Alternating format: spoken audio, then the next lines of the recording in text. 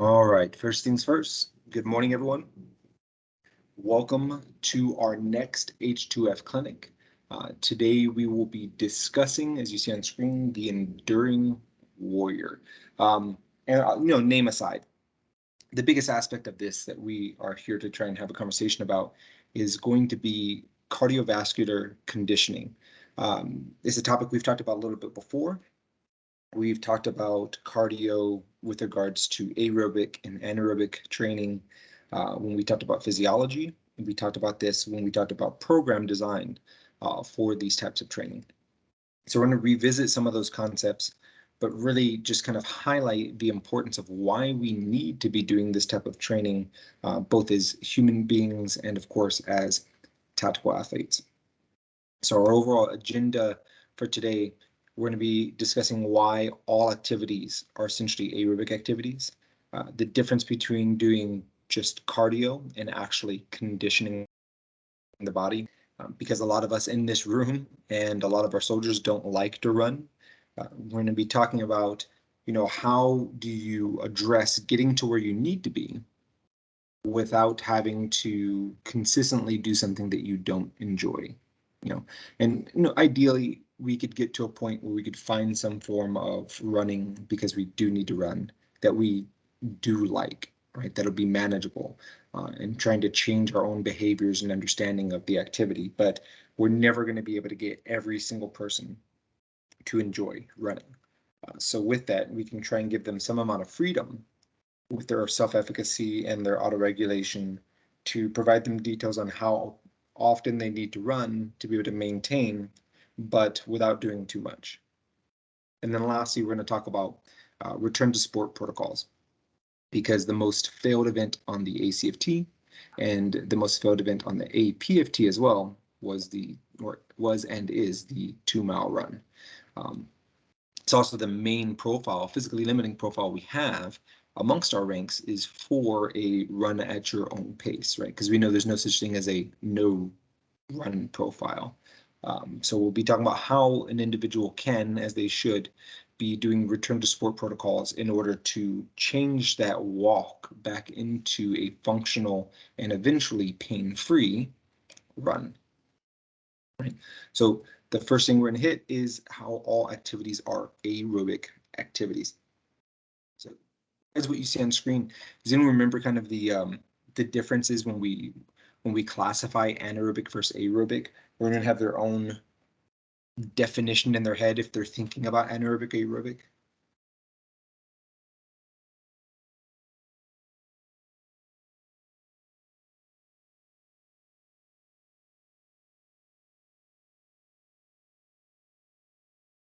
And welcome, Mr. De La Garza.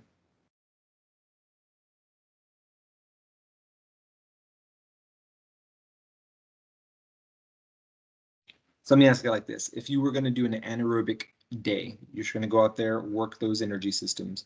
What type of session would we be looking at? What would we actually be doing?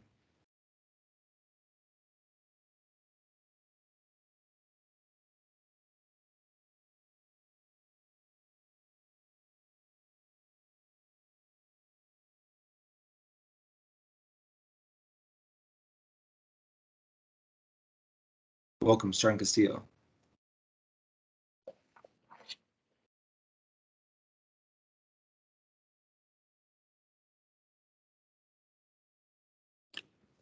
Hey, good morning.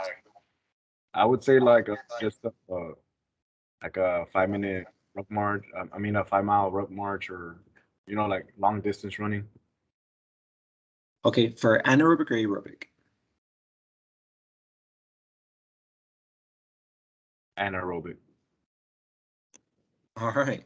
So this is kind of what I want to ask, because as trainers, and I see certain warriors saying biking or jump rope. So it's very interesting to be able to break these down into specific definitions, because it's not about having these big fancy words for anything. But when we need to structure training for our soldiers and get them to understand the demands, or how they need to improve their body for the specific demands they need to be able to do, we have to compartmentalize the information, right? So if we want soldiers to get better at jump roping, of course they need jump rope. That's pretty simple. And in that case, that is the mode of training. If we want them to get better at foot marching, the mode would be a loaded carry, right? So putting weight on the back or something along those lines. If we want to get them better at running, of course we need them to run, right? There's ways to do, and good morning, Sergeant Follow Cruz. There's ways to do cross training, but in general, we need that person to be able to train exactly or as close as possible to what they'd actually be doing. The differences in anaerobic versus aerobic come back to our energy systems, which we talked about in the physiology class. So the body's extremely specific about reacting to the demands we're placing upon it. If we'll take jump rope that Sergeant Boyer put into chat, if you give someone a jump rope and they started jumping or skipping to a cadence or a speed that they could maintain for 2, 3, 4 minutes or longer, that would be considered an aerobic activity. That's something where an aerobic by definition just means with oxygen, but aerobic activities are generally medium to long duration activities that require no rest because there's no efforts. You just do one singular action, such as foot marching for 12 miles or running for 2, but you don't necessarily do multiple iterations of it. Because the intensity is low to moderate, the body only uses its aerobic energy systems. Now, if you switch that and you had someone do a high effort sprint, or whether that's a max sprint, and max sprints are things that can last less than 10 seconds. And if you're having them do some type of endurance-based sprint, such as a 30-60, 60-120, a 400-meter sprint, something like that. Good morning, Sergeant Watts. Or if you have them take that same jump rope and you have them try and go so fast, say if their coordination and skill was there, that they could not maintain that pace longer than about 10 seconds, maybe up to around 90 seconds, they'll be within their 2 anaerobic energy systems. So it is important to make that distinction, because if we're having our soldiers try and train, whether that's through circuit training or they're getting on some type of endurance training machine, or they're going to go out and run, and they are doing that activity arbitrarily without any type of specific boundaries where they're trying to hit a certain intensity, then they don't know what information they're giving their body, and then therefore they can't specifically improve in one variable versus another. Any kind of questions on that distinction?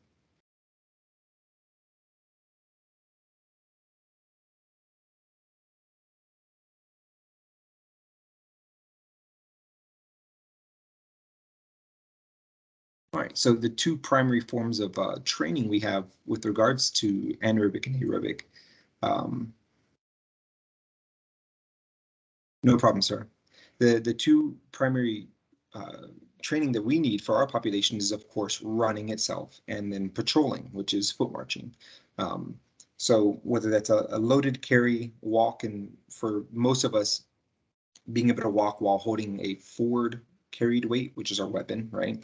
Actual weight on our traps and our hips and everything else for the gear that we carry is very important, whether you're combat arms or not, because we do need to be able to constantly move with equipment. And it's different, as all of you have experienced before, moving with and without equipment.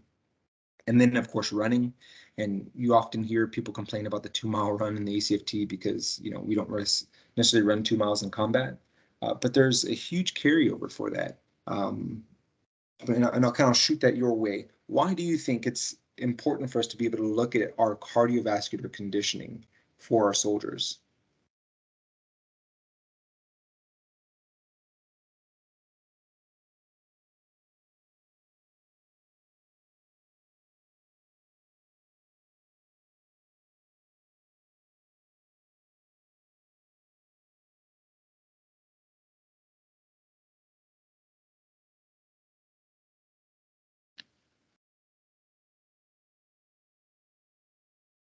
Sure, Sergeant Boyer.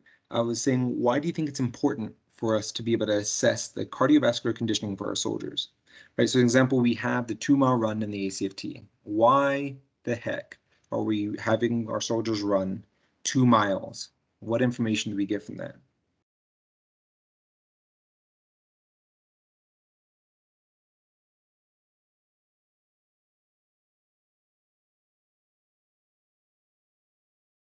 And please feel free to unmute and speak if you have the capability of doing so in your environment.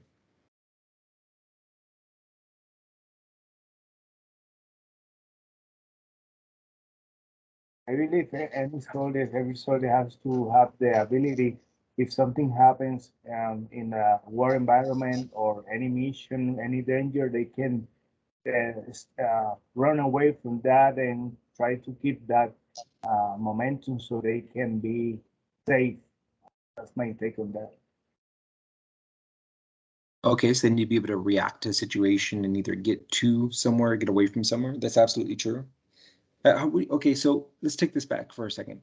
One of the things that we typically do, and I'm hugely guilty of this myself, especially in the Master Fitness Trainer course, is we look at ourselves as being soldiers, of course, which we are. And then when we talk about physical training, we almost always relate it to combat.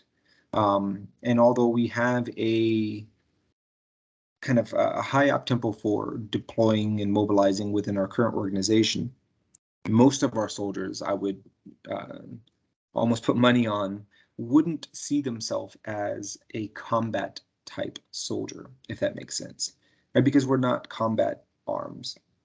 We have, a myriad amount of different MOSs and jobs, but if you walk up to most of our soldiers, especially full-time staff, and you try and ask them if they're a tactical athlete, I think most of them would say they're not, right? Because they don't relate to a lot of these combat situations.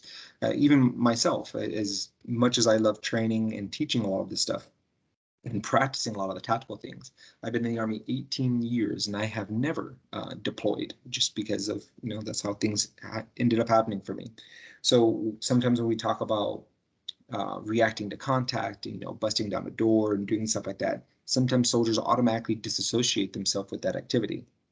So if we take away just the combat part of it, why is it important for our commanders to see a runtime associated with our soldier? What information do they gain from that?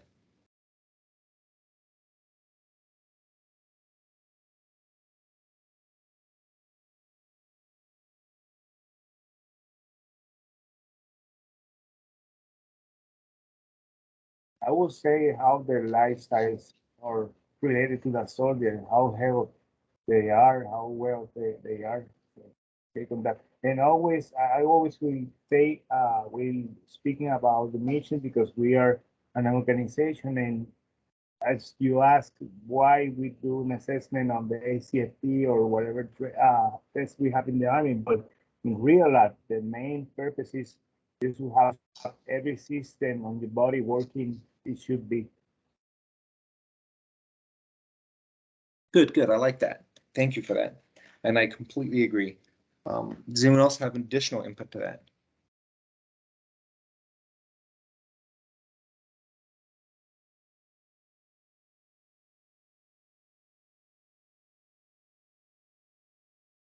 Go ahead, Sunflower.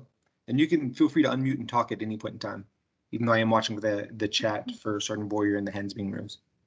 Yes, I think that even though, we're not in a combat environment, but it is the leadership responsibility to maintain the fitness of the soldier. I can speak by experience that, for example, I went to Iraq. I was not planning on it, but I just, it just so happens that I went and I saw there how important was, to be fit.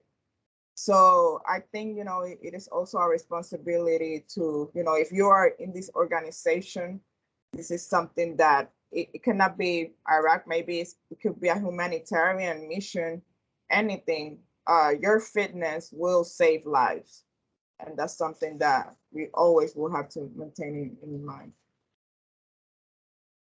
Thank you so much for that. You're absolutely correct. So if we talk about the need of any form of being fit, right? Whether that is you or your soldiers having functional strength, mobility, the actual endurance to be able to conduct these actions.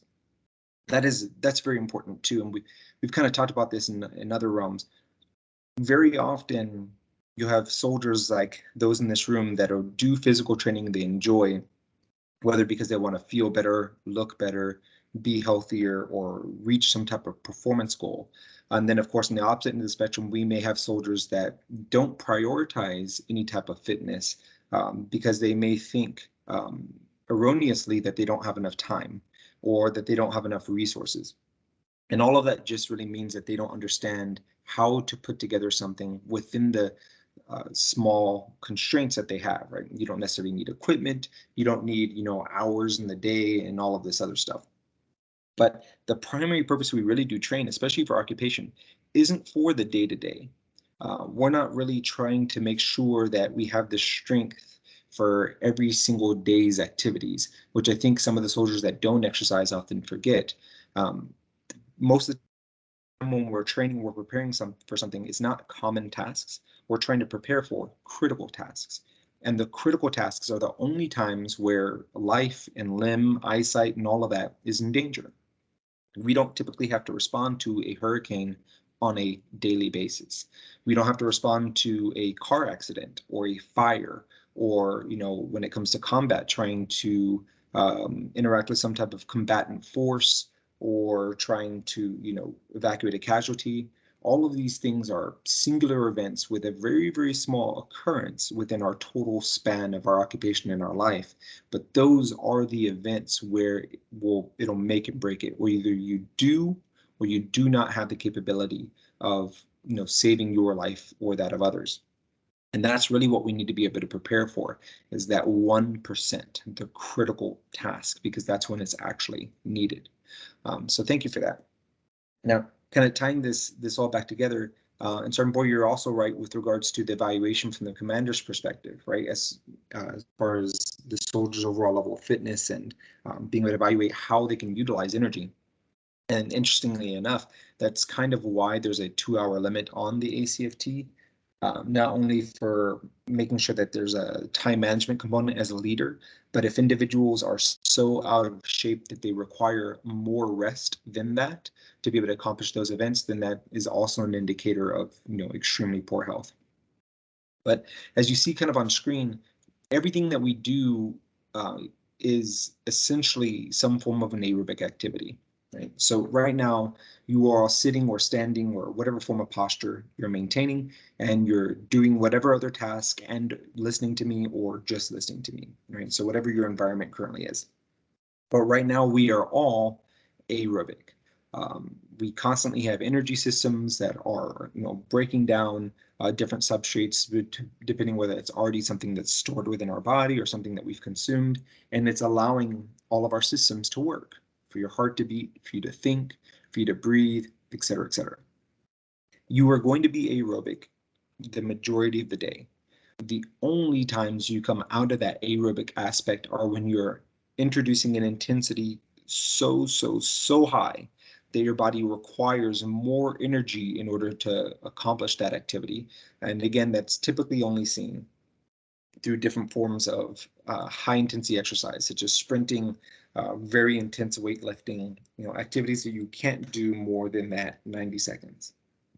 So the body requires intensity as a key marker in order for it to switch its energy systems. But again, if you're not doing that, you're aerobic. So that's one of the first highlights of the importance of doing aerobic activity. And that doesn't just mean running, right? You can do almost any type of aerobic activity, as mentioned earlier, foot marching, biking, swimming, etc., to work on your aerobic capacity. Just note that if you want to get better at running, you have to run. Now, the other part of this, and why I say all activities are aerobic, is the last bullet that you see on here. If you really want to get better at sprinting, or you want to get better at your anaerobic capacity, which includes weightlifting, for those of you that want to focus on your body composition, which we've talked about before, primarily comes from nutrition and training in the gym. Your actual positive adaptations to your anaerobic training come from your time to fatigue, right? So think about having the bar on your back and how long it takes you before you feel you're too fatigued where you need to put the bar back up. Or if you're out on a track sprinting, the amount of time it takes you before you start decelerating and you feel you need to rest. That would be your time to fatigue.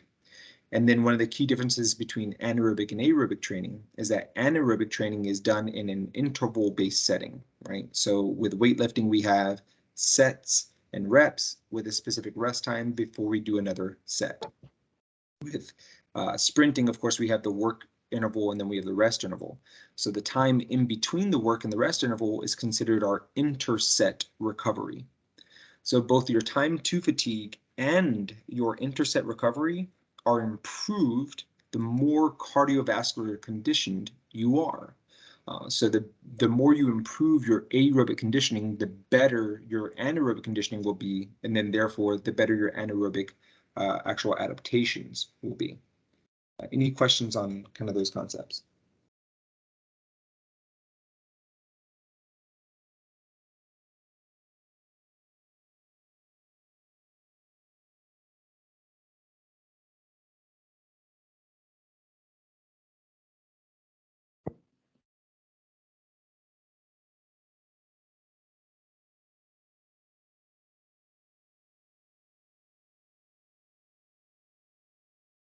All right, so kind of carrying that on into the return on investment for aerobic. So when we're looking at this, of course, we do need to be able to foot march and run. But with regards to the information that we receive as leaders from our soldiers, when we have them run 1 mile or we have them run 2 miles, we can look at their biological age, we can look at their biological sex, and then we can see the time that they completed that distance, and we can get a lot of information from that. It's not just how many points do they have for in CRER, OER, or promotions or things like that, right? We need to try and again dissociate the idea of the ACFT as just a one-time a year annual requirement. We need our leaders and our soldiers to understand the importance behind the numbers for these and what it means for their overall health.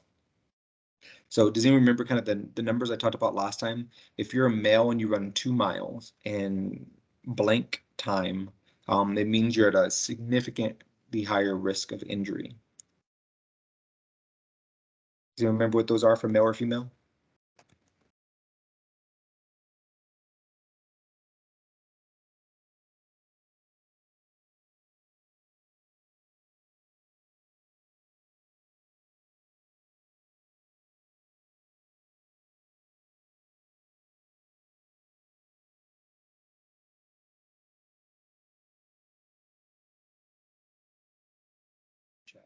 I know some people are more visual learners.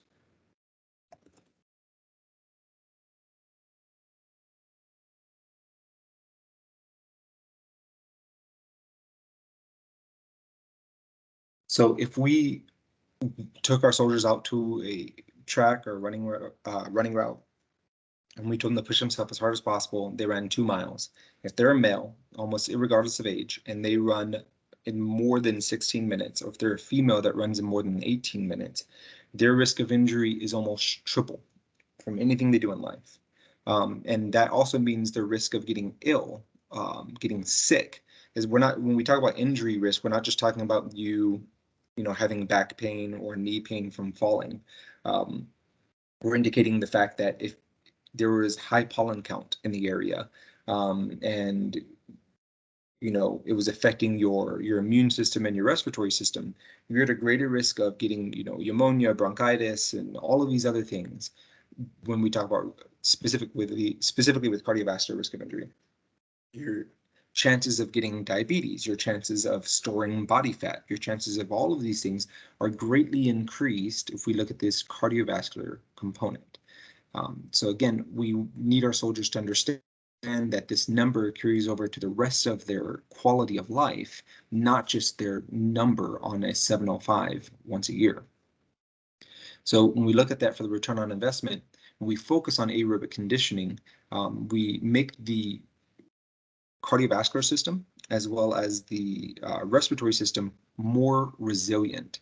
If you take two individuals and one is more cardiovascularly trained than the other one, and you put them both in a strenuous environment, whether that is through pollutants in the air, or whether that's just due to stress on a daily basis, or just any type of event that happens, the individual that's more cardiovascular conditioned is less likely to succumb to any of the symptoms of those issues. And even if they do, they are more likely to recover quicker.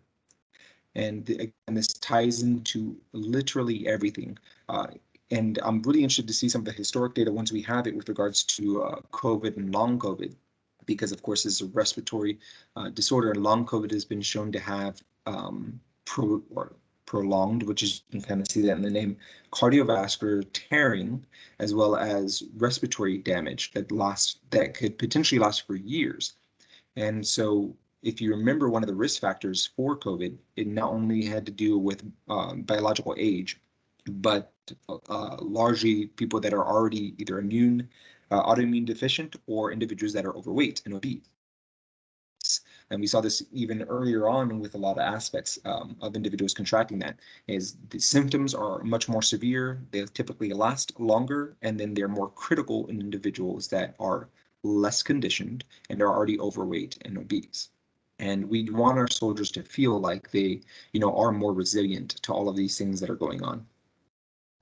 When it comes to injuries in general and illnesses, as we've been discussing, an individual, again, this cardiovascular condition will recover quicker from all of these, whether it's the common cold, whether it's the flu, whether it's just some type of again, allergy or pollutant, you will recover quicker if you're more cardiovascularly conditioned. When we consider stress and stamina, so you actually are in a high, say, combat environment, or you are in a disc environment, you are just, anything can basically happen. Your ability to manage that stress, your adrenal hormones a lot longer, all of that comes from, again, your cardiovascular conditioning. And then for those of us that are training, want to train, or trying to introduce training to our soldiers, one of the variables that makes an individual adapt better and adapt faster comes to your ability to recover in between sessions, because you do not get better while you're working out. Your body only makes positive adaptations and improves when you are resting, especially when you get adequate sleep. So when you do cardiovascular training's one of its primary benefits for actual exercise is the fact that you not only recover faster in between sets. So think about how you felt after you did your first sprint dry carry, and you felt you still weren't recovered 15 minutes later when you got to the 2-mile run, right? Cardiovascular conditioning helps reduce that. And then also training in between days. So if you did an intense training session on Monday, your cardiovascular capabilities, or doing an aerobic session on Tuesday, will help you do another moderate to intense training session on Wednesday. And the more you can put into the session, of course, the more you can get out of it. So you want to be able to recover. Any questions or comments, additional things you want to add from anything that I've said so far, maybe from your own experiences?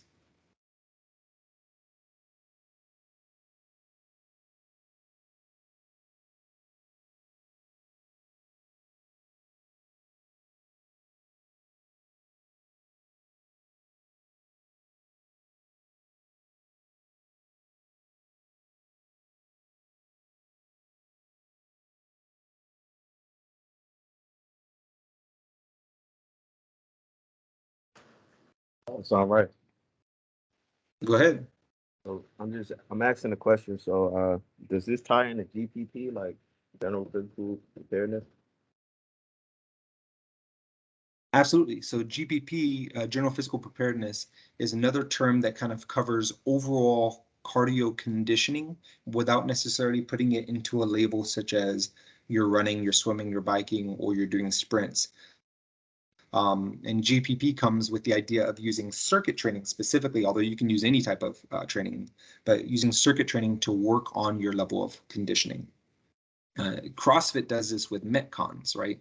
They consider conditioning under metabolic conditioning, in which they'll do a lot of different forms of circuits where they'll use endurance training machine to calories, or doing certain types of what they consider functional movements, such as wall balls, different forms of AMRAPs and EMOMs with a lot of different movement patterns that are specific to their sport in order to work on conditioning. But yes, absolutely. Both metabolic conditioning and general physical preparedness, GPP, work into your conditioning as far as how we're describing it here.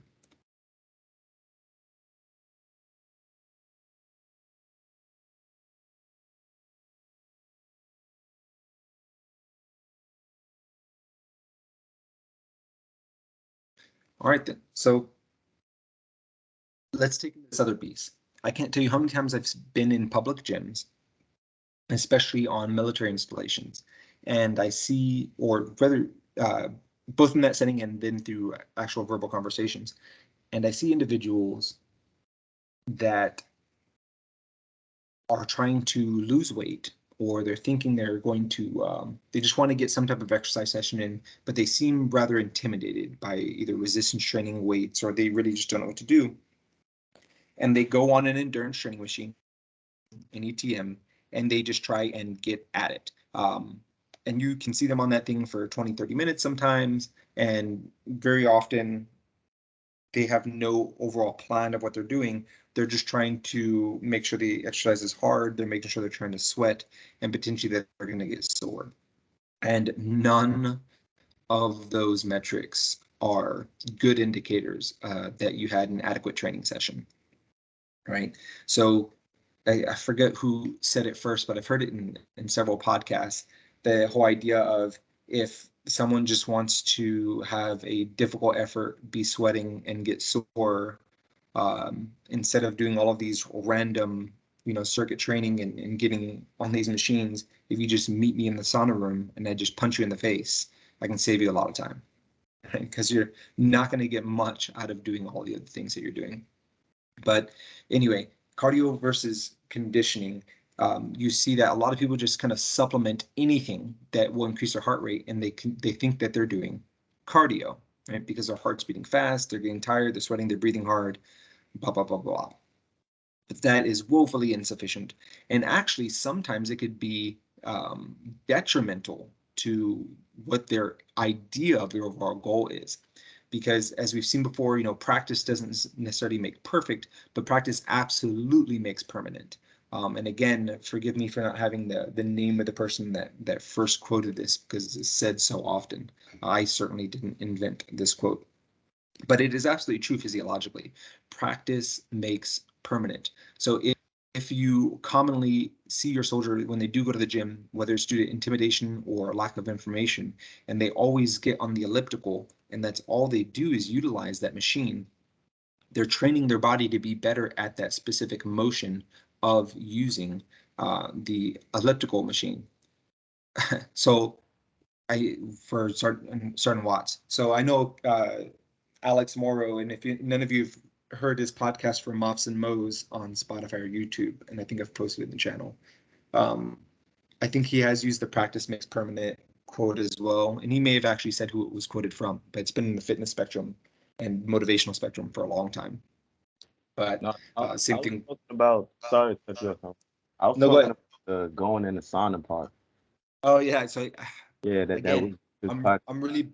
I'm really bad with the knowing the name for the quote piece, but he took it from someone as well. It's been one of those areas where, if you follow various social media and podcasts for exercise science, for people that are trying to dispel a lot of myths, those quotes are given often.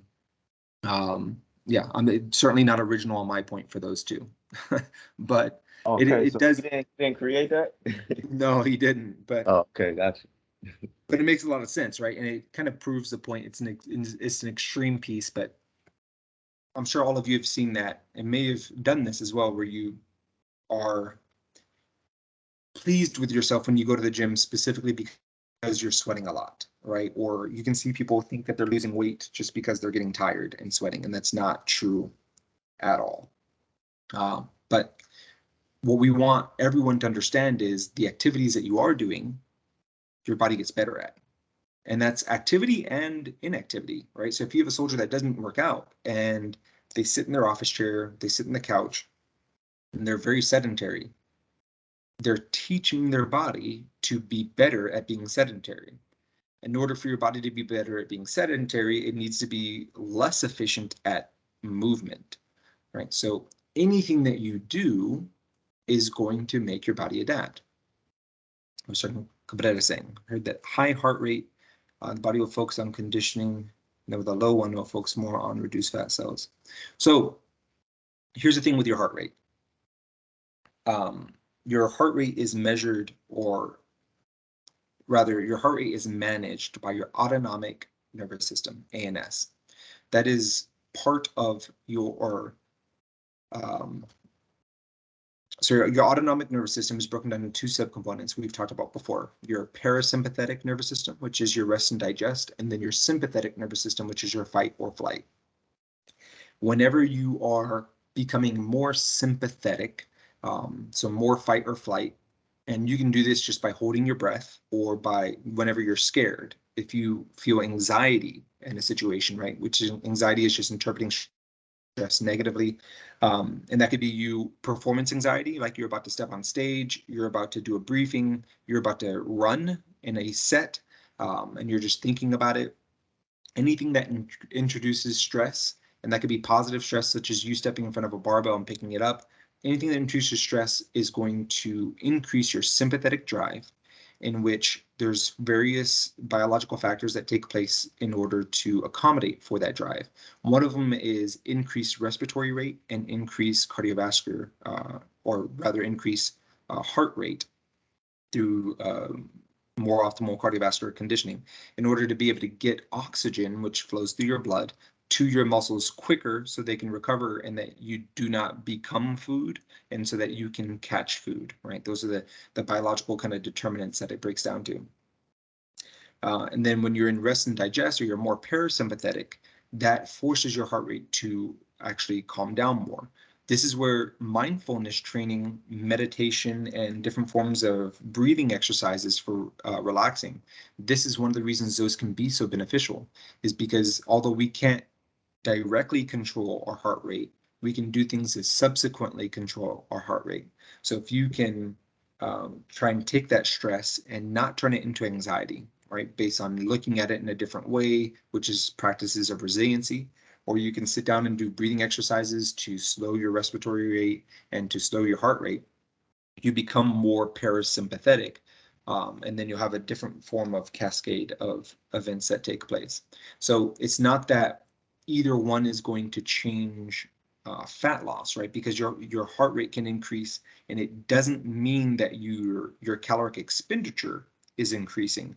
It just means that the electrical and chemical signals that you're sending, electrical being your nervous system and chemical being your endocrine or your hormonal system, are telling your body it needs to prepare for various things that are going to happen.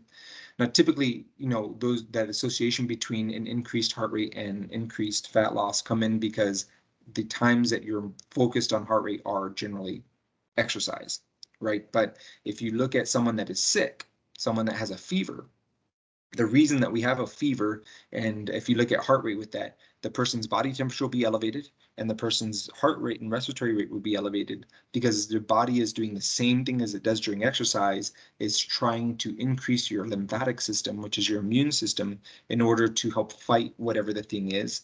Your body temperature is increasing in order to help, again, create an hostile environment to anything that is external, anything that is not you, in order to kill it, etc. But you don't burn more calories in that setting. You're not more thermogenically active.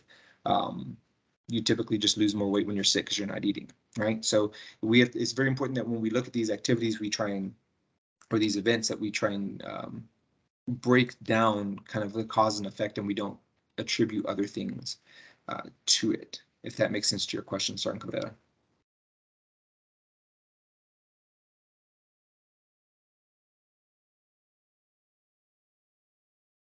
All right, so that's another good point. So forms of cardiovascular training and fat loss.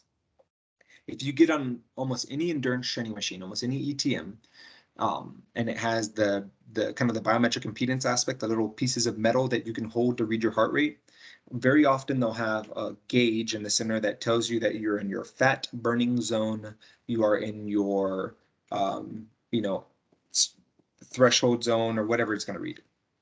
So when you look at things like that, or you look at charts, charts will read that your heart rate zone 1, which is your low heart rate, is your fat burning zone. Right, this is typically between 50 and 60% of heart rate. So to give you kind of a calculation, if you took age predicted maximum heart rate, which is just 220 minus age, right, that's what that device is giving you as your max heart rate, and then 50 to 60% of that will be heart rate zone 1. Now, what the machine isn't taking into consideration is your actual level of conditioning. This is similar to, BMI versus percent body fat. Body mass index means that you could have someone that is 99% body fat and someone that's 1% body fat, but if they're the same height and weight, they're going to read the same on BMI. If you look at age predicted maximum heart rate, you have someone that is holds a marathon world record and someone that has never gotten off the couch. But if they're the same age, then that machine will tell them that their heart rate zone 1 is the same. And we know that's not the case due to different forms of conditioning. So when we look at any of these measures in these machines, we need to make sure that we're reading it specifically to us, and that's part of it. But the idea, getting back into cardiovascular training and fat loss, when you're at a low heart rate, it's considered your fat burning zone because of what energy system you're in. So right now, all of us, because your heart rate isn't up unless you're actually doing training while listening to me, and if you are, kudos to you. But if you're not doing physical training right now, then you have a relatively low heart rate and you're in what's considered beta oxidation. So beta oxidation is your resting energy system, and its primary substrate or its primary fuel is fat. The problem with it is not necessarily a problem with it, but thing to further understand is that you can use fat for a very, very, very long time. It's a slow burn. So being inactive is not an adequate way of burning fat. So when you see these fat burning zones, all they're telling you is that you're in your beta oxidation state. But if you commonly get out of the beta oxidation state, right? You go through your various other energy systems. You go through aerobic glycolysis. You go through anaerobic glycolysis, or you go through your phosphagen creatine systems. Those are your primary energy systems. As you introduce intensity through exercise, and you tell your body to prioritize on these energy systems, they have to use more resources when you're at rest, like you are now, and which means that you're actually going to utilize more adipose tissue, more fat cells at rest, right? So cardio is commonly misconstrued and misunderstood as the best form of weight loss due to the fat burning zone. But if you stay in the fat burning zone, the information you give your body, right, if you just did cardio, especially light cardio, the information that you give your body is that it's not important to gain muscle. In fact, it's important to focus on the storage of fat cells, because that is going to be the primary energy source you need, and you don't need to produce greater forces than that. So if you wanted to optimize fat loss, the best thing you could do is introduce high intensity activity or moderate to high intensity activity with regards to hypertrophy and things of that nature, as well as a lot of rest in order to teach the body that the nutrient information it receives should be used toward gaining muscle or preserving muscle instead of storing fat. Did that answer your question? Yes, I think yes. Perfect, perfect. And Sergeant Boyer says in his case, he likes lifting and cardio. He increases his cardio running in distance and amount of days, like running 5 miles, 3 days, 3 miles, 2 days, along with gym and training, and decreases body fat from 22 to 18. Excellent. Running in the morning, weights in the afternoon, but alternating days. Perfect.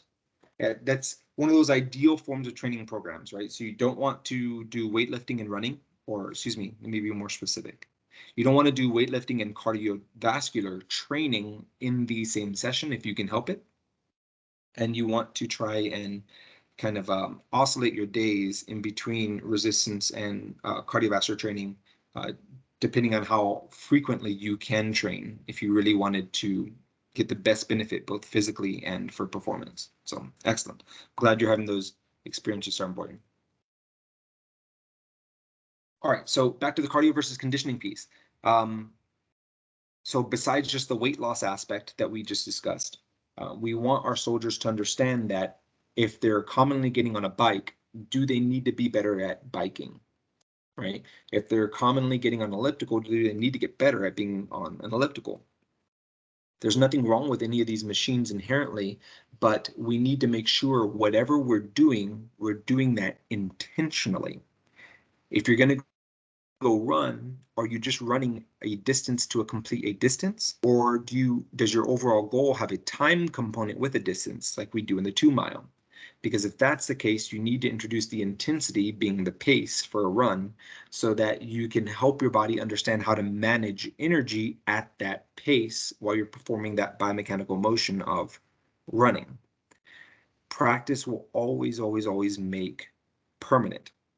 So absolutely everything that you and your soldiers do from the beginning of the warm-up all the way through the cool down should be very intentional. Doing movements in your warm-up that'll focus on mobilizing the joint. Maybe you need more range of motion. Maybe you need to go through the same pattern as the actual activity you're getting ready to do. It's really disheartening to me when I ask people to warm up. If I give them no guidance just to check what they're going to do, and all they'll do is maybe some arm circles, a quick stretch, and they just kind of do random motions waiting for the activity to start, not keeping in mind, as we've covered before, how important that warm-up phase actually is. And that's where you can get most of your performance improvement is from that warm-up. In that main activity and the accessories you're doing, it's not always about just feeling that pump, right? A lot of people do bicep curls without the need of improving in bicep curls. At the same token, if you don't really need to squat, you don't need to squat. A bench press is a wonderful exercise, but if you're not a power lifter or an MP for military police, then maybe bench press isn't the most important for you.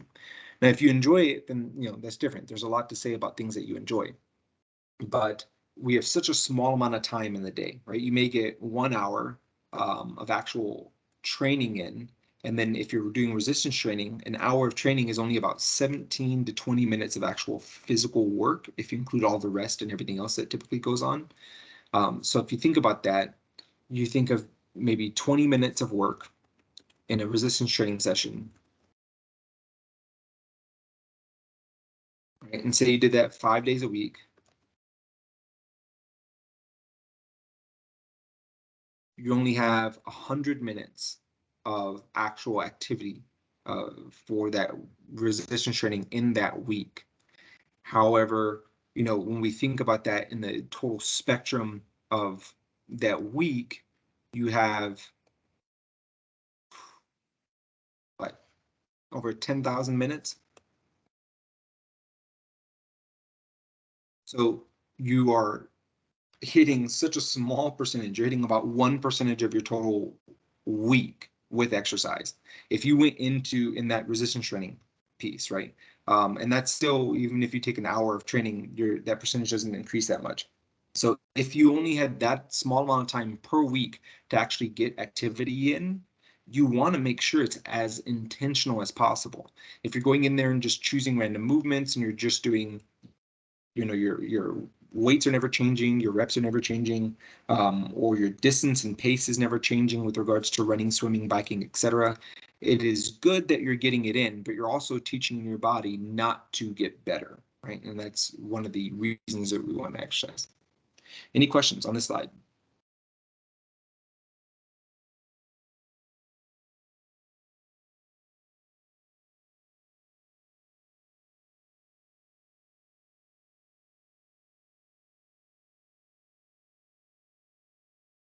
All right, so when we're talking about cardio conditioning in general, cardiovascular conditioning rather, whether aerobic or anaerobic, right? This is the general level of progression we want all of us and our soldiers to be at. And sometimes we'll have, people that are fit, like a lot of you in this room, and you'll go and you'll do high intensity threshold work. So say how fast you can run 2, 3, or 1, 2, or 3 miles, and you try and push yourself for 1, 2, or 3 miles every single time you go and you run, or you go out and you do sprints at always high intensity, because of course everything needs to be as hard as possible. But that isn't always the case with efficiency for your cardiovascular system. You see that the bottom of this overall pyramid for the visual is over distance. Over distance includes activities that are sustained consistently for about 45 to 60 minutes. These are your easy runs. These are where your heart rate is still up, right? You still are going to get some degree of fatigue. It's not like you're just out there walking for an hour. But if you wanted to talk about the most important foundation of your cardiovascular system, it's the ability to be able to maintain a consistent activity for that 45 to 60 minutes or longer. It's interesting if you look at some of the strongest competitors for various endurance sports, including CrossFit, right? You look at our Army Warrior team from Fort Knox, our recruiting CrossFit team. So prior to their OIC change, they had Chandler Smith, Captain Smith, as their OIC, and he's just a phenomenal human being and athlete in general, if you've never looked at any of his stuff. But he would never have anyone that was trying out for the team or any of his soldiers go to compete if they couldn't maintain a run. It didn't have to be a hard run. If they couldn't maintain a run for 60 minutes, if their level of conditioning wasn't at that baseline, he would have them work on that before he'd allow them to do any other form of a Metcon or any of these other types of training, because it is the strongest base, the strongest foundation for everything else you're going to do. And we've kind of talked about this before, right? So even if you want to get better at lifting weights, you want to improve your time to fatigue and you want to improve your interset recovery. This is where you get that done. Right, so training toward endurance, training toward the over distance is how you get that done. These don't need to be done often, maybe once a week or once every other week. It needs to be done more often if you are not there yet. And I can promise you, we have a lot of soldiers that can get a high score in the ACFT and that train all the time, but they never, if they don't like running or they don't like cardiovascular training, they never do over distance.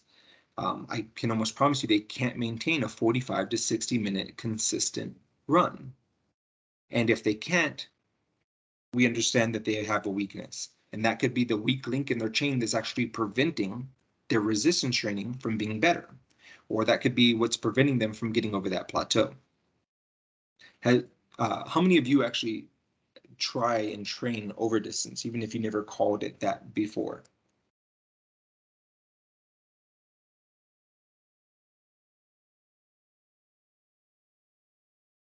Go ahead, John Watts. Or you just raise your hand and say you. Yeah, I was just saying me. So what do you do to train over distance?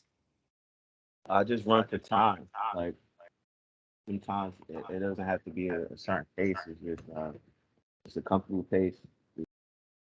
The longest I ran like consistently was probably like an hour and 30 or something like that. Very nice, very nice. Yep. Go ahead, Gianpaolo Cruz. Yes, this will be more like a question than a comment. So I always been told that you always, when you train, you always try to go above of your goal. For example, If I want to, you know, max the 2 mile run, then I should train 2.5 miles. I just want to kind of confirm, is that something accurate, or, you know, any other training will be, you know, feasible as well? It's such a valuable question. So, and I don't want it to seem like I'm contradicting what I'm talking about. Over distance is the most important form of cardio to set your foundation. But when it comes to goal setting, you do not need to try and work past your goal. And there's several things to consider with this. So let's take the 2 mile for one. Everything is context based. If you have someone, say, again, the population that we currently have within this room, that can run the 2 mile well, but they want to shave off 30 seconds or so from their 2 mile. If they're already performing well, that indicates that they train to some degree of regularity. For them, trying to run greater distances and run at higher intensities is fine, because they've adapted their training age to be able to accommodate for that. And so they can try and run 3 miles to work on their overall pace and their tempo, even though their goal distance may be 2. It isn't necessary at all to run your goal distance, and often it's frowned upon to run your goal distance in order to meet the goal. But if we look at the other end of the spectrum with regards to context, if we have a soldier that's struggling to run 2 miles or to foot march a certain pace or a certain distance, if they're not able to get to that 2 miles, they're not able to even pass the 2 mile, what do you think that indicates to their degree of regularity with normal running?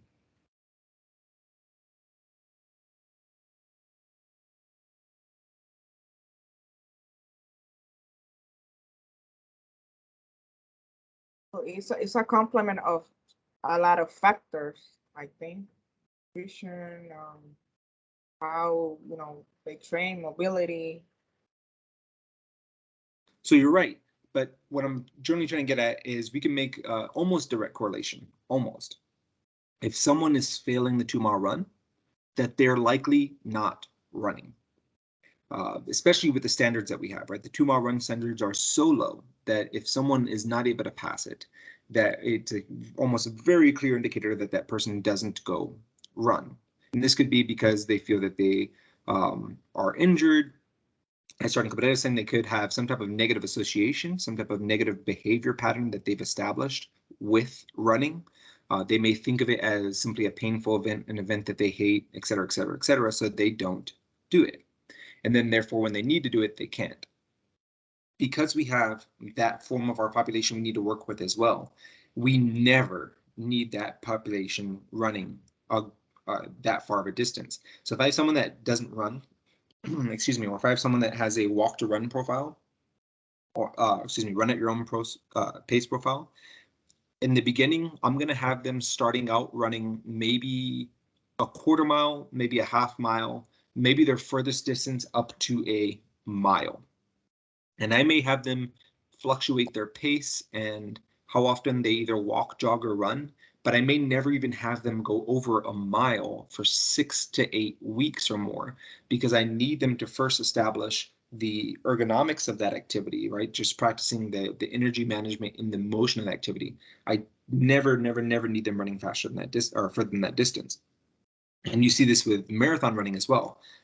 Some of the most elite marathoners will only run up to about 13 miles for their long days, because you don't really get much out of going 100% as you do if holding some back in most forms of training, right? So to kind of pull this all together with everything comes back to kind of a risk versus reward piece.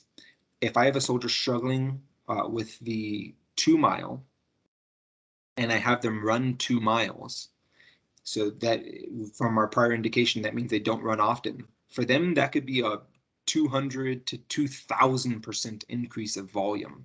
So their risk of injury, their risk of having, you know, a lot of pain and discomfort is so high that their likelihood to run more often during that week and to run more often weekly is going to actually be lowered, because they may need to take more time off from the injuries that they've sustained in running. If I have someone that runs 4 days a week already and they can sustain that intensity, then it's perfectly fine for them to run 3 miles, even if they're training for 2, because they've adapted to that. But the correlation is not that they need to run fast more than 2 miles to get better at 2 miles. Does that make sense?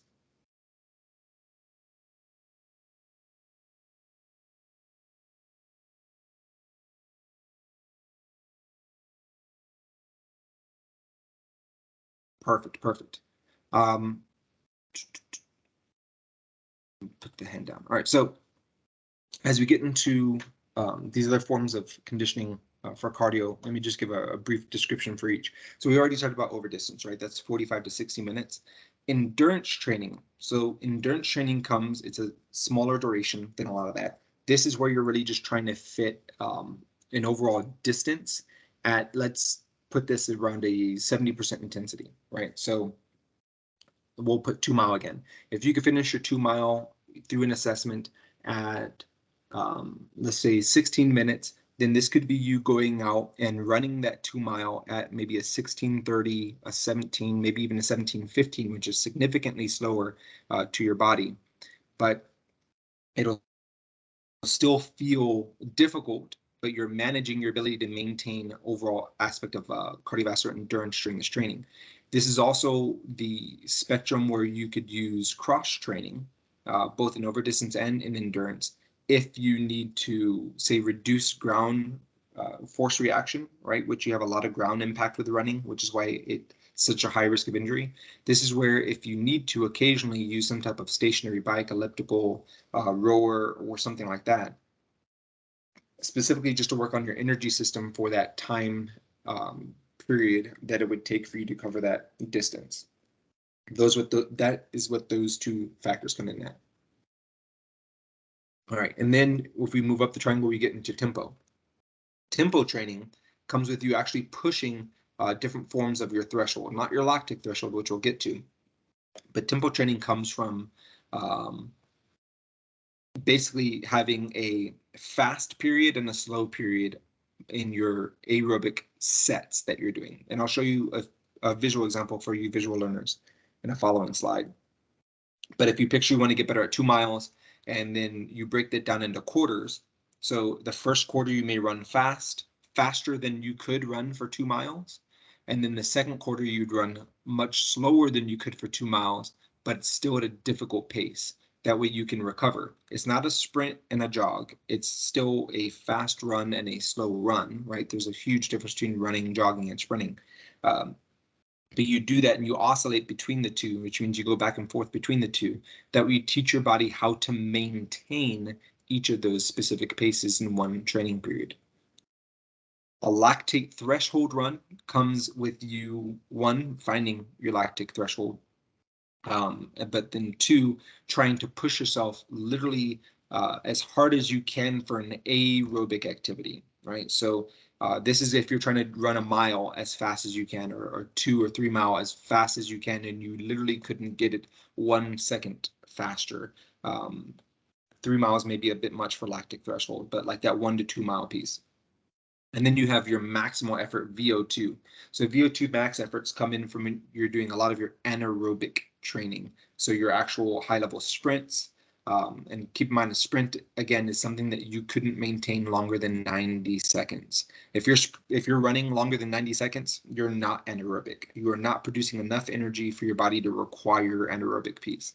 And then some people, if they don't train anaerobically enough, can only stay in that energy system for like 20 seconds. So if you had them try and go and run a near max sprint, you could see them start decelerating at 21 or 22 seconds because they haven't taught their body how to maintain it for the full 90 yet, right? So that's kind of how you break down this triangle.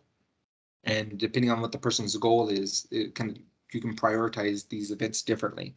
But the foundation of all of this is over distance.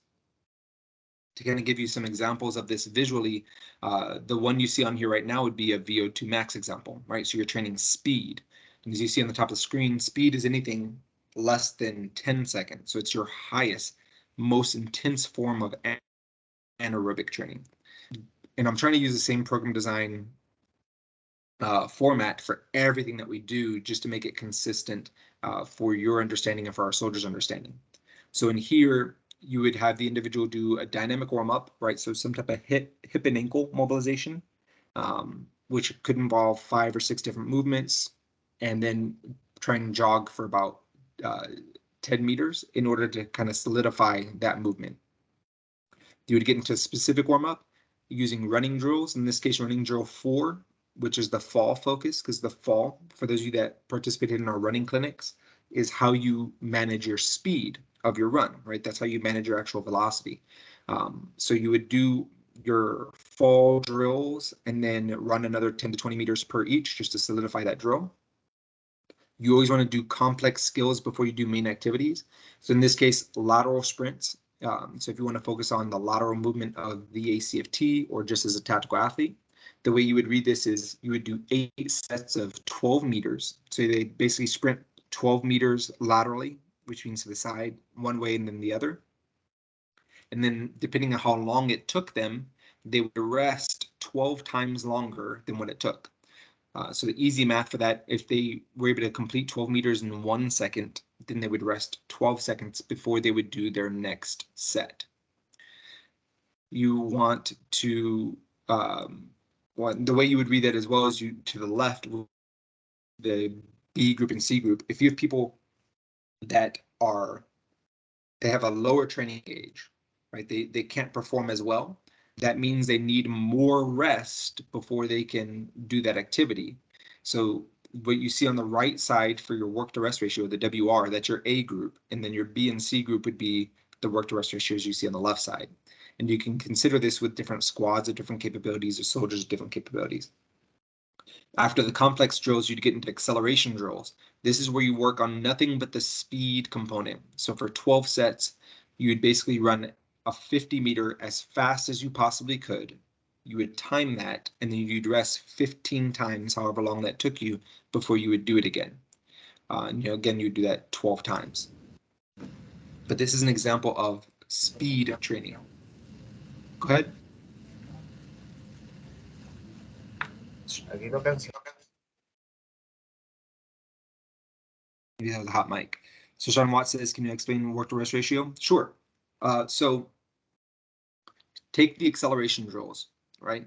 If you were having someone run 50 meters, and in 50 meters, it took them 10 seconds to complete. If the work to rest ratio you see on screen is what, 1 to 15?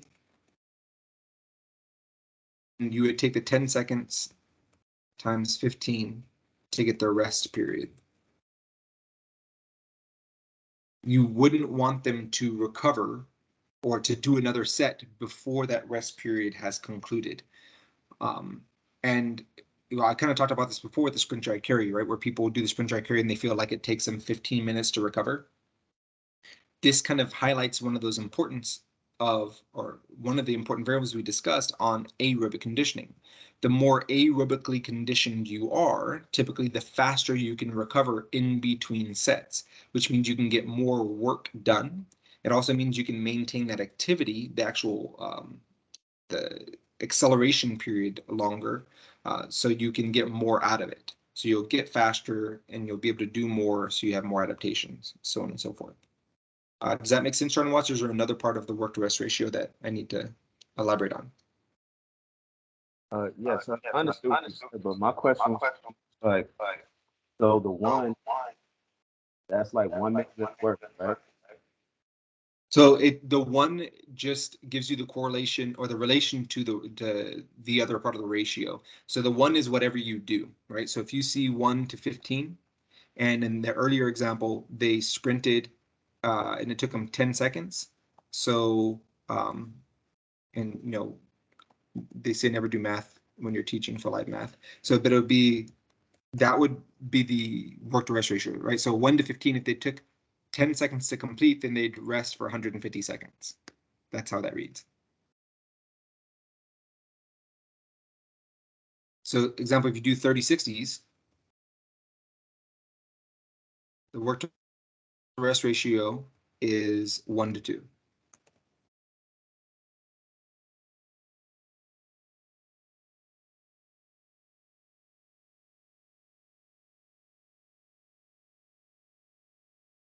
Is that cleared up a little bit?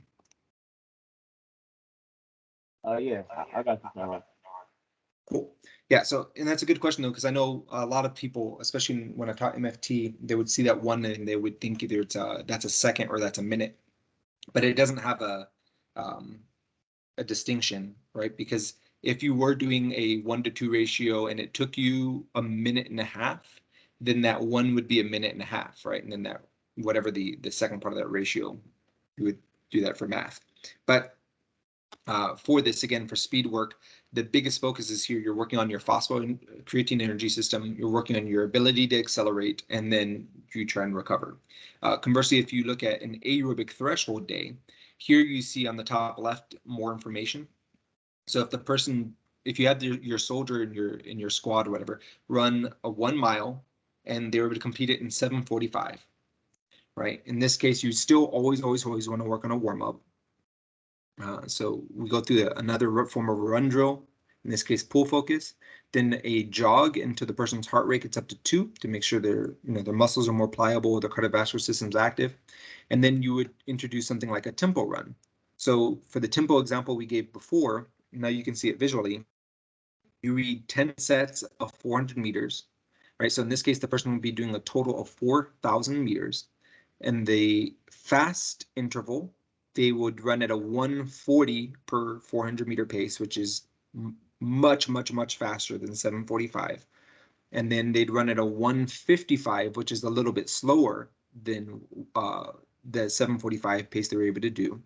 And they would go back and forth between a fast lap, slow lap, fast lap, slow lap until they had 10 total sets. Now with this, the fast slow isn't one set, right? The fast is one set, and the slow is another set. So they'd only be doing 5 iterations of fast and slow to make up that 10 sets. And you see on the left-hand side, you have your B group and C group. These would be dependent on, again, their 1 mile run times. So if their 1 mile run time was slower, then of course their run pace would be slower. Any questions on this example for a tempo run?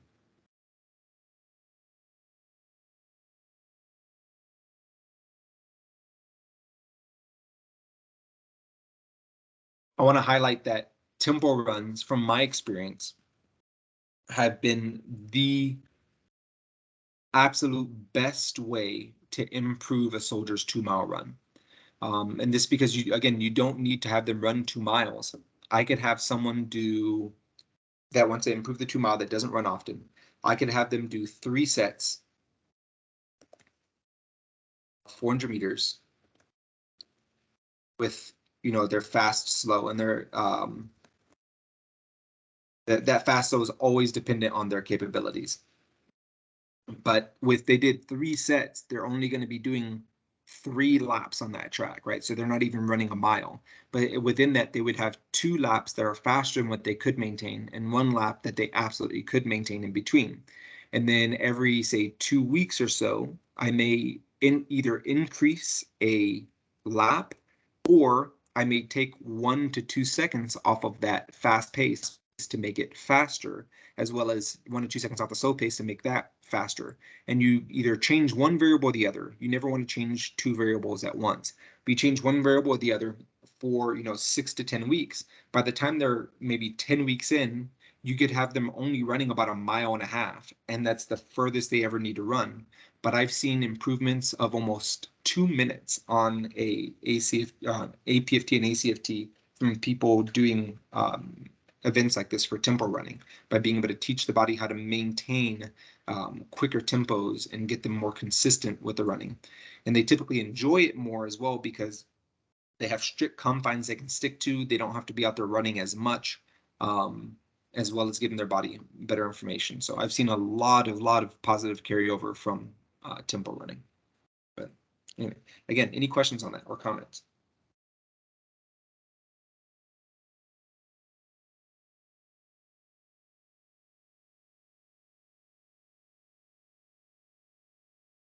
All right, So then here's an example of over distance, which we talked about is the foundation of that triangle, right? So in this case, if someone ran a 1 mile as fast as they could, and they could do that in an 8:12 pace, you would have them still warm up. Even though they're going to do 60 minutes, you still always do a warm up before. You don't count that into the distance. Again, some type of specific warm up with running drills. And then here they're running 60 minutes.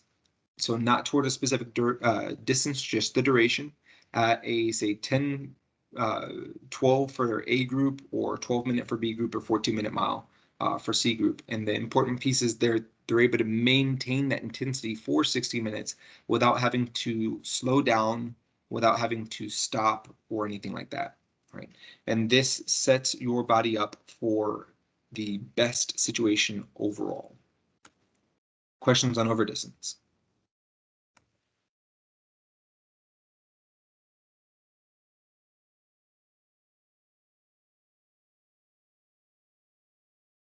All right, so if you're soldiers that don't like to run, but we have to. I won't spend too much more time on this, but it's a nice visual for it. So what you see on the screen is what's considered your training residuals, or your detraining timelines. And I think I've shown this in 1 or 2 of our classes before, but essentially your maximal aerobic conditioning lasts 25 to 35 days. If you're more trained, you're a person that runs often or has conditioned well, then that's the 35-day mark. If you're not as trained, or you're older, this is where age comes in, right? Remember, age doesn't mean you can't progress. It just means you detrain faster. So if you have an older individual, their maximal conditioning can last approximately 25 days. Anaerobic, 13 to 23, and everything else that you see on there. So the way you use this to help your soldiers or yourself, if you don't like running or doing cardiovascular activity, is you start to program cardio into your training in the beginning. And say you don't like running, so you set in the beginning, you run 2 to 3 times a week, and you don't like it, but it's okay. You stick with it for about 6, 10, maybe up to 12 to 16 weeks. You stick with it until you get to the point where you're comfortable with your performance and you like where you are. You really don't need to improve anymore. Once you've hit that point, after that, you only really need to do a maximal aerobic day once in the 25 to 35 day period, or maximal anaerobic day once in the 13 to 23 day period, et cetera, et cetera. As long as you did that once within that training period, you will not detrain from your efforts, right? Again, not barring any type of body composition changes through nutrition, stress, injury, like discounting all of those variables. If you reached, say you wanted to run a 13-minute 2 mile, and you finally got there, but you really don't want to keep running, if you just ran that once within that 25, 35 days, you will not lose your capability of doing so. And this opens up the rest of that entire month for you to do all the training that you really want to focus on. So I've always found that very freeing for athletes that I've worked with that don't like a certain part of training, but understand that they need to do it. That if they just put the time in the front end, right, they take the time to sharpen their saw, so to speak, that they really don't have to keep utilizing that implement as consistently as possible moving forward. Questions or comments on this? Or tell me how this makes you feel, listening to that information.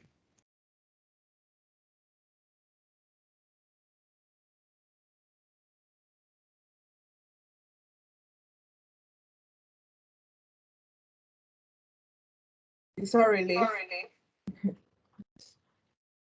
All right, how so?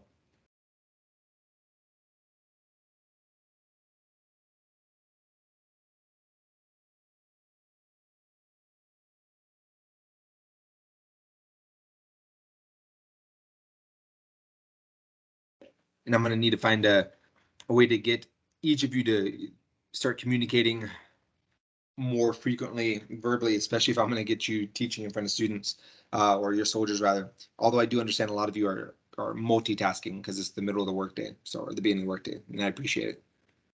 But let's move on to the last piece here, right? So this is going to be huge for our soldiers coming up.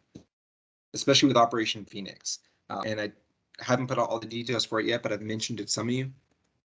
Operation Phoenix is going to be our partnership. We're going to be working with the 1st MSC Surgeon Office and maybe even the 49th to be able to relook at all of the profiles that we have across the entire brigade.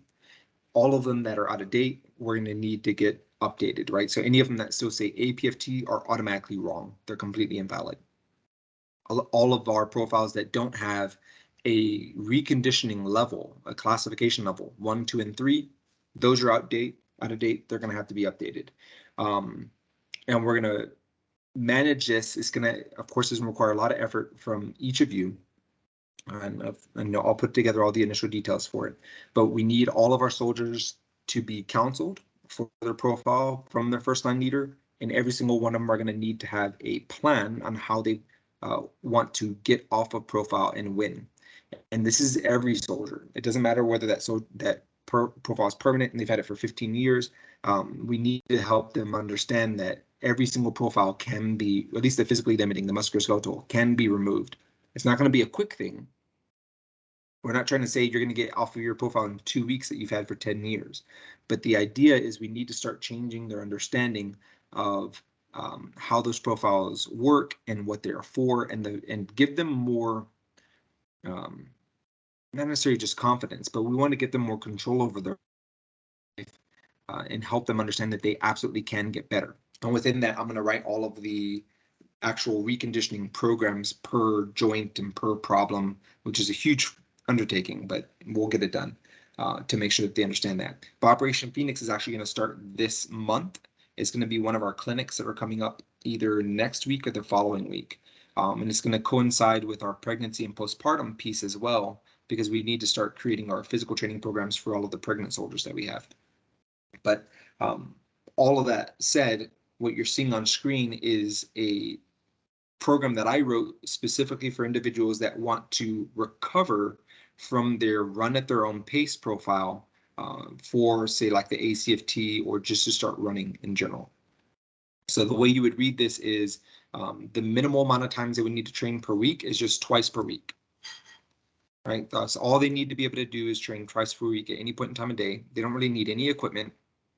Of course, they can, as you see on day 2 with their muscular endurance pieces, they can do all of those movements without any type of weight, and they can do this with household items as well if they need to. But day 1, whatever that day is, doesn't have to be a Monday, just day 1 in their week, they would do a warm-up walk of 400 meters at a moderate pace, which is specific to them. You'd want them to focus on some type of running drill. The running drills don't necessarily involve running, for those of you that have experience with them. They're training the different parts of running. And depending on that person's musculoskeletal deficiency, you as a CTAS member, or I can help you choose which RUD would be specific toward their injury. Then what I used here, because of the specifics of the situation, is reverse periodization, in which we start with a greater distance and then we move down with distance, but the intensity increases, because the individual should have the capability of going toward a certain distance, but may not be able to produce enough force, especially if they've been on a run at your own pace profile for a long time. So the way you read these, and all of these are on our SharePoint for the ACFT 2-mile run page for walk to run, is all the black text for the multicolored portions are for week 1, and then you see the color coordination for week 2, 3, 4, and 5, etc. So in week 1, the soldier would run, or they would go for 3,200 meters, which is 2 miles. But the way they would do this is they would only walk for 5 minutes, and then they would jog for 1 minute. No running involved, right? So they'd walk 5 minutes, they'd jog 1. That's all they would do day 1. After their warm up in the ruds, and they would stretch for that 2 mile. Then week 2, they'd walk for 4 minutes, jog for 2. By week 3, they walk for 3, jog for 3, etc., and the distance actually lowers. So by the time they get to week 5, they're only going 1 mile, and they're walking for 1 minute, jogging for 5 until they get that 1 mile done. The day 3 is to focus specifically on strengthening the tendons and the ligaments within their ankle joint, within their subtalar joint, and within their hip and knee in order to make sure that they can sustain the forces further on once they start going from jogging to running. So you see dorsiflexion, which is basically if your foot's on the ground and you lift your foot up while keeping your heel on the ground, so your toes toward your knee. And they can do that with a towel if they have no other type of equipment, and they can do that without any type of weight, depending on their severity of their injury. Knee flexion, which is just basically bending the knee. They can do this in a prone position, supine position. They can put their back on the ground and put their heels on their office chair and kind of pull their office chair in. And then standing calf raises. If they don't want to do this with weight, they can do single leg calf raises. And they would do 4 sets of 25 or 30 seconds in between. After they do all of that, they would pattern the body by walking 400 meters and then doing a running drill as their main activity, but they wouldn't actually run that day. On weeks 6 and 12, that would be their deload. So after they've worked all the way up to 6 and then all the way up to 12, basically what they would do is a low intensity steady state. So you see on here that they'd basically be going 2,000 meters, so a little bit more than that 1 mile. And they would walk jog on the 6 because they hadn't ran yet. At the end of the 12, they would already be running, so they would do a jog run for the minute ratio. And then they would want to work on their over distance on day 3. So any type of endurance training machine that is non-impact, so seated bike, spin bike, rower, etc., just being able to be consistent without stopping or slowing down for 45 minutes for week 6 and then 60 minutes for week 12.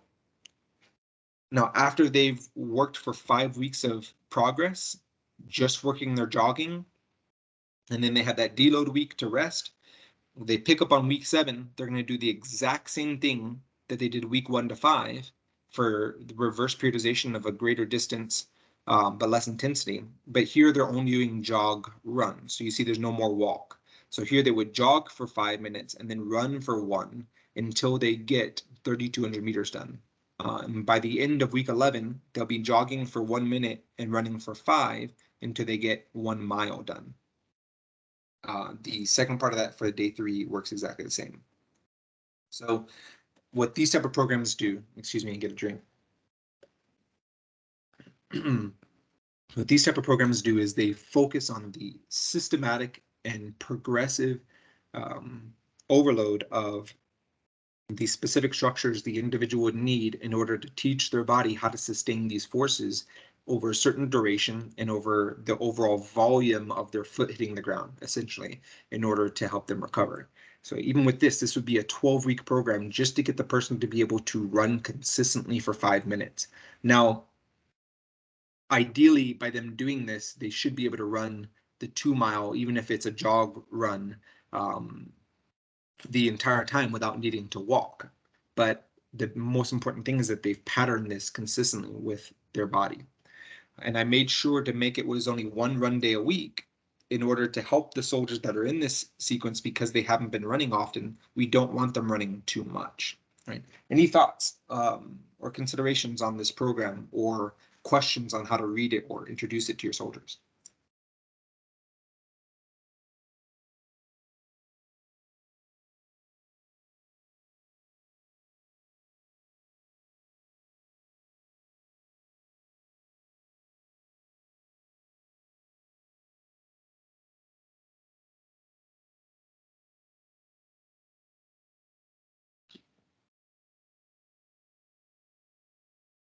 All right, well, I hope this was a useful piece. Again, this is on our SharePoint.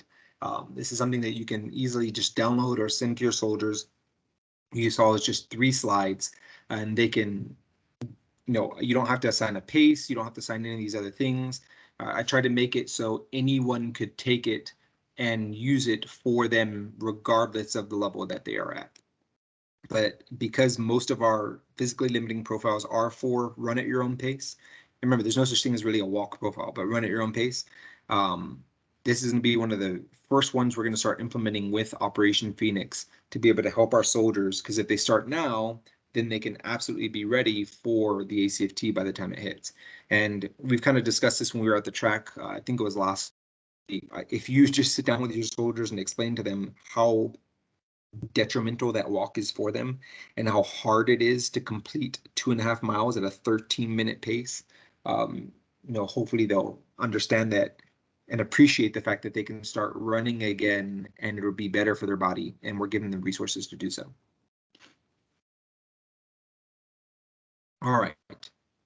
Well, with that said, this is a slide I posted in the chat earlier and we talked about on Tuesday. These are the 5 upcoming operations. So Operation Tell Your Story and Operation Phoenix are going to be the 2 first ones that are coming up. Both for the reconditioning one for Phoenix and Tell Your Own Story is going to kind of be our human domain, working with our PAO and chaplain offices to get that one done. Then you have Operation Dream Team, which is going to be focusing on sleep. The Cook's Book, right, is going to be our nutrition one, trying to get together especially foods that are specific to the Puerto Rican culture and that are special to individuals, and making it so that we can help people understand how to take things that they like, things that are special to them and their families, and still eat that, but reach their goals, on top of giving all these other individuals within our organization new ideas of ways they can cook, whether it's meal prep or, getting together as family. I plan to, with the Cook's Book, create events where we can get together either during battle assemblies or even full-time staff and do potlucks with homemade recipes on how you can manage these homemade recipes in a quote-unquote healthier manner. And then Operation Pound for Pound. And Chief Keeler sent me a message and said that he's going to be posting some of the initial details of Pound for Pound within our CTAS team. So please make sure you regularly take a look at our teams page, but take a look at that. He's been doing the initial design of it, but I'm gonna be working with him to make sure we can make that as optimal as possible.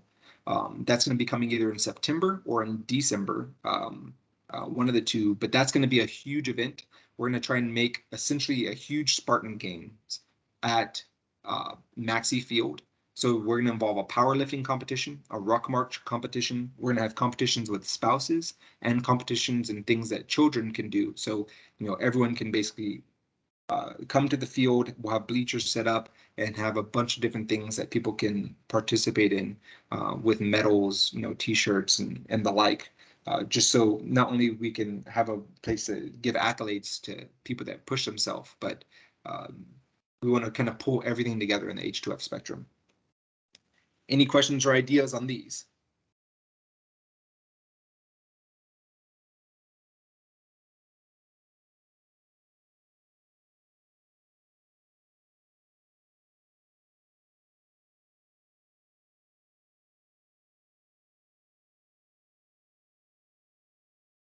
All right, so this is our open forum again, and this is going to be common in all of our clinics.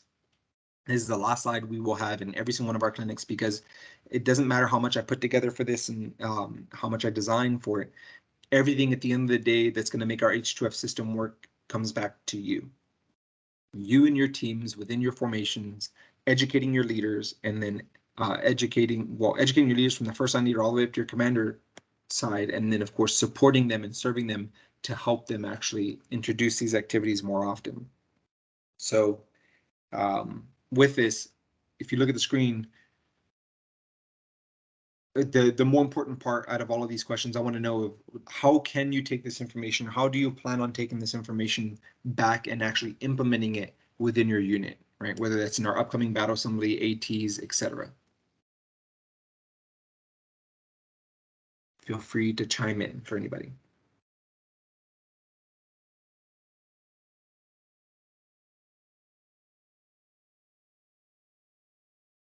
The number one reason.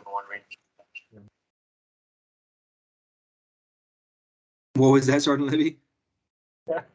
Cardiovascular issues are the number one death of humans. It is. So like with your upcoming BA as an example, or maybe for June's, etc.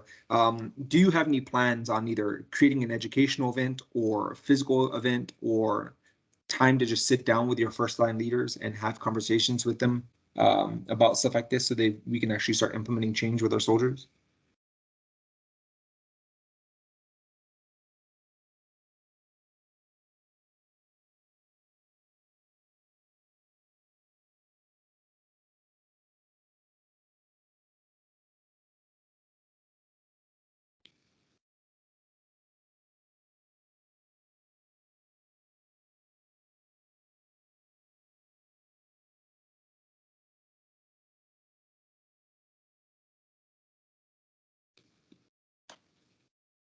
And that question, I guess, goes for everybody.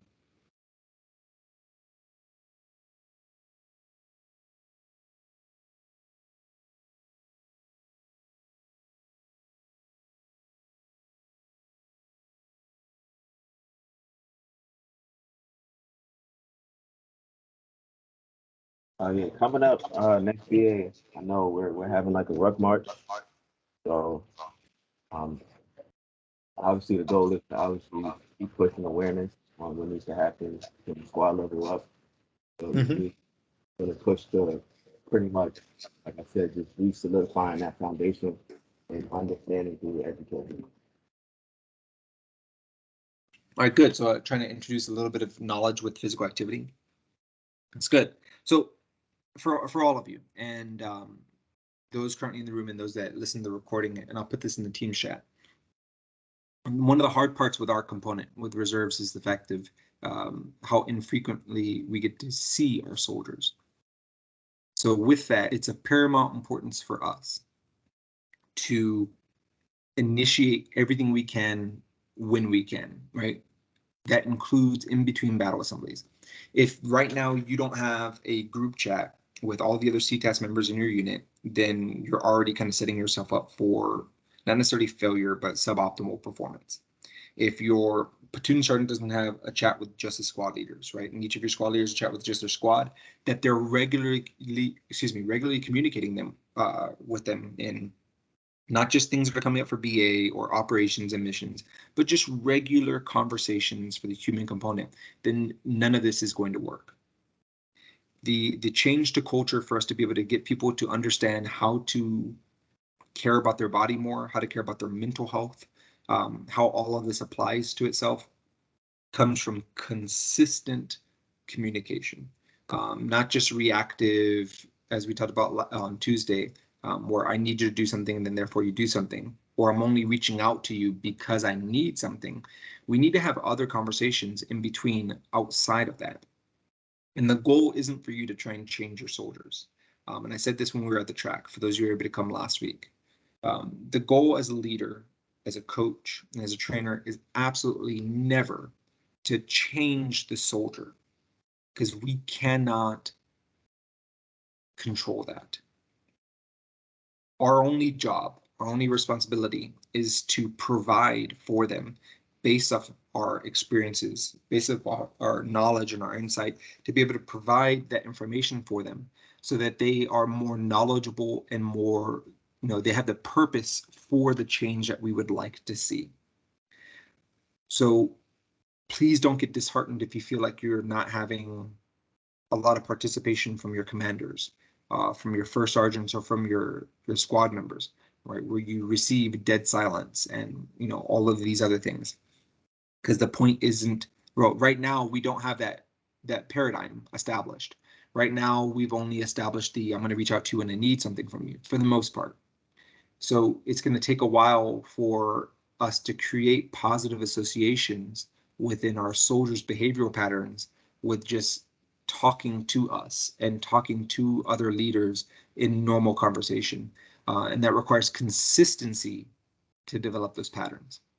So the best thing we can do is to develop these processes, plan for our soldiers, develop the resources, and just provide, give them direction, trying to help them with the motivation piece, and then allow them to take that and eventually come to us with questions, and come to their first-time leaders for support. And as long as we're doing our part and we can help educate other people to do that same part of that, right, to do the same on their level, then that's how we're going to change a lot of this parts of the culture. But I really want to emphasize that if you're waiting necessarily for me to develop something for your battle assembly, or you're waiting for these operations to come up, then you could be 2 or 3 or 4 months deficient already for your unit. And it's going to be it's required necessarily for success for each of you to put forth the initiative as a team, right? None of you are the only CTAS member in your company. So put together as a team what needs to happen for the next 2 or 3 battle assemblies, and then spot any type of deficiencies you have in knowledge or resources, and then let me know, and I'll do all the rest of the work. like I have been with these clinics and things of that nature. I'll put together whatever I need. I'll drive out to your location to talk to your first line leaders. I'll talk to your commander or whoever needs to be talked to, and put together whatever I need to be able to help you. But it's going to require a lot of team effort and a lot of initiative to make this work. So just want to keep that in mind as we move forward with everything for CTAS. But I'll bring this one to a close. We're already at the end of our spectrum for our time limit on this. So I'd like to thank everyone again for attending the Enduring Warrior Clinic. And we will be coming together again next week on Tuesday.